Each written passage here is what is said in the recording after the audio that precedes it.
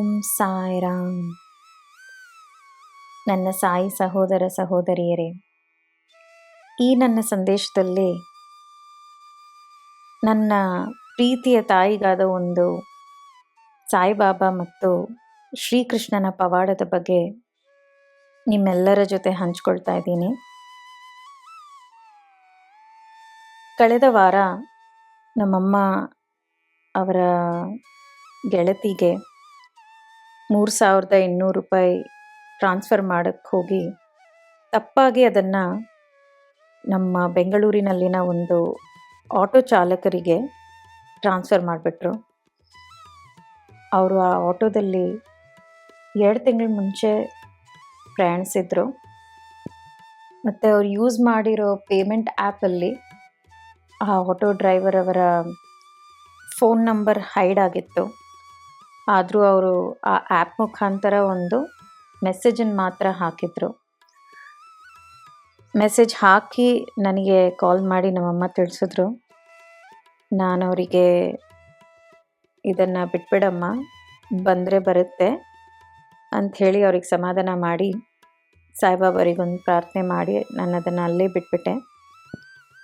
ನಮ್ಮಮ್ಮ ಸಾಯಿಬಾಬಾ ಮತ್ತು ಶ್ರೀಕೃಷ್ಣನ ಭಕ್ತೆ. ಮಾರನೇ ದಿನ ನಮ್ಮಮ್ಮ ಕಾಲ್ ಮಾಡಿ ಅಮೌಂಟ್ ಸಿಕ್ತು ಅಂತಂದರು. ನನಗೆ ಆಶ್ಚರ್ಯ, ಹೇಗಾಯಿತು ಅಂತ. ನಮ್ಮಮ್ಮ ಕಳಿಸಿದ್ದ ಮೆಸೇಜನ್ನು ನೋಡಿ ಆ ಆಟೋ ಡ್ರೈವರ್ ತಾನಾಗೆ ಕಾಲ್ ಮಾಡಿ ನಮ್ಮಮ್ಮನಿಗೆ ಸಮಾಧಾನ ಮಾಡಿ, ನಿಮ್ಮ ಅಮೌಂಟ್ ಎಲ್ಲ ಸೇಫ್ ಆಗಿದೆ ಅಮ್ಮ ಅಂತ ಹೇಳಿ ಅದನ್ನು ತುಂಬ ಪ್ರಾಮಾಣಿಕವಾಗಿ ನಮ್ಮಮ್ಮನಿಗೆ ರಿಟರ್ನ್ ಕಳಿಸಿದ್ರು. ಆ 3,800 ರೂಪಾಯಿ ಅವರ ಜೀವನದಲ್ಲಿ ಅದರ ಮಹತ್ವ ಏನಂತ ನನಗೆ ಗೊತ್ತಿಲ್ಲ. ಅದು ಅವರಿಗೆ ಚಿಕ್ಕ ಅಮೌಂಟ್ ಆಗಿರ್ಬೋದು ಅಥವಾ ದೊಡ್ಡ ಅಮೌಂಟ್ ಆಗಿರ್ಬೋದು. ಆದರೆ ಆ ಹಣ ಯಾರಿಗೆ ಸೇರಬೇಕೋ ಸೇರಲಿ ಅನ್ನೋ ಅವರ ಒಂದು ಉದ್ದೇಶ ಸಾಯಿ ಸಚ್ಚರಿತೆ ಮತ್ತು ಭಗವದ್ಗೀತೆಯ ಸಂದೇಶಗಳ ಅನುಸಾರವಾಗಿ ಅವ್ರು ನಡ್ಕೊಂಡಿದ್ದಾರೆ ಅಂತ ಹೇಳ್ಬೋದು. ಆ ಆಟೋ ಡ್ರೈವರ್ ಅವರ ಹೆಸರು ಶ್ರೀ ಪ್ರವೀಣ್ ಕುಮಾರ್ ಅವರು ಬೆಂಗಳೂರಿನ ನಾಗರಬಾವಿಯಲ್ಲಿ ವಾಸವಾಗಿದ್ದಾರೆ ಮತ್ತು 25 ವರ್ಷದ ಯುವಕರಾಗಿದ್ದಾರೆ.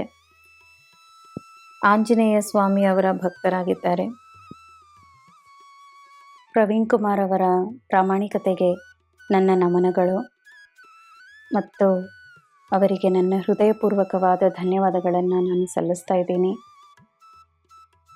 ಇವರ ಹಾಗೆ ನಮ್ಮ ನಗರಕ್ಕೆ ಮಾತ್ರ ಅಲ್ಲ, ನಮ್ಮ ದೇಶಕ್ಕೆ, ಇಡೀ ಪ್ರಪಂಚಕ್ಕೆ ಇಂಥ ಒಳ್ಳೆಯ ಜನ ಬೇಕಾಗಿದ್ದಾರೆ.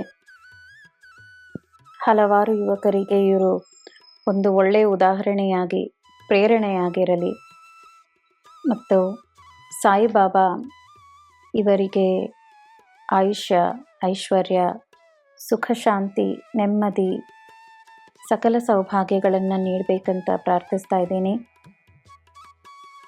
ನನ್ನ ಶ್ರೀ ಸಾಯಿಲೀಲಾ ಪರಿವಾರದ ಸದಸ್ಯರಾಗಿರುವ ನಿಮ್ಮೆಲ್ಲರಿಗೂ ನನ್ನ ಒಂದು ವಿನಂತಿ,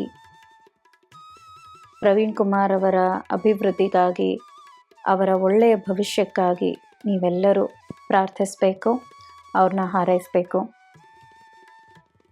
ಮತ್ತೊಮ್ಮೆ ನಿಮಗೆ ಹೃದಯಪೂರ್ವಕವಾದ ಧನ್ಯವಾದಗಳು ಪ್ರವೀಣ್ ಕುಮಾರ್ ಅವರೇ. ಸಾಯಿ ಆಶೀರ್ವಾದ ನಿಮ್ಮ ಮತ್ತು ನಿಮ್ಮ ಕುಟುಂಬದ ಮೇಲೆ ಸದಾ ಇರಲಿ. ನಿಮ್ಮ ಜೀವನದಲ್ಲಿ ಸದಾ ಸಂತೋಷ ನೆಲೆಸಿರಲಿ. ಜೈ ಸಾಯಿರಾಮ್.